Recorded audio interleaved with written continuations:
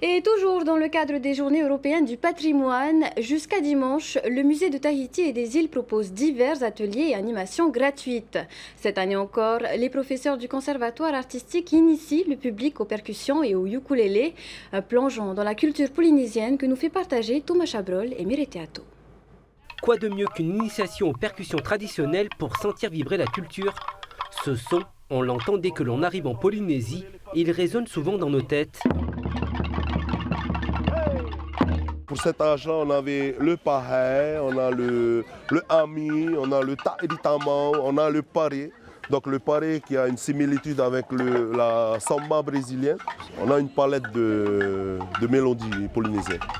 Ces enfants jouent du toéré avec enthousiasme. Certains prennent l'instrument pour la première fois entre leurs mains. C'est un peu facile. Ta ta ta ta ta ta ta ta ta ta ta. Enfin, au début, J'y arrivé moi au début. C'était bof. Moi au début, j'arrivais pas trop et du coup après j'ai tapé. Les Journées du patrimoine réunissent les acteurs de la culture et le public. Les initiés comme les novices participent à différents ateliers proposés par le Conservatoire artistique. Cette année, la direction de la culture et du patrimoine investit également les jardins du musée de Tahiti et des îles pour raconter des légendes ou transmettre l'art de la confection du tapa. Ça demande aussi beaucoup de préparation. Il faut déjà aller chercher les matières premières, les préparer et puis fabriquer des battoirs, fabriquer tout le matériel qui va être nécessaire. Donc derrière un atelier de tapa, là il y a plus d'une semaine de préparation. Selon la direction du musée, les familles montrent de plus en plus d'intérêt pour ce type d'événement. Certains participants saisissent cette occasion pour se réapproprier une part de ce patrimoine. Méré aime la bringue, fière de son identité, elle souhaite progresser dans la pratique du ukulélé. Enfin, je suis tahitienne. On entend une chanson à côté, c'est c'est joli.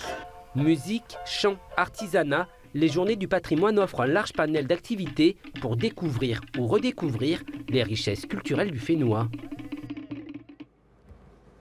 Et le patrimoine est également célébré à l'UPF. La bibliothèque de l'université invite les visiteurs à se plonger dans les pages d'ouvrages historiques. Le Fonds patrimoine polynésien ouvre ses portes jusqu'à demain à l'université. Le public peut ainsi découvrir des livres, des carnets de voyage datant pour certains du XVIIIe siècle et parfaitement conservés. Gravures, lithographies et autres supports sont précieusement gardés à l'abri de l'humidité. Les Journées du patrimoine permettent ainsi de remonter le temps pour se rappeler l'histoire.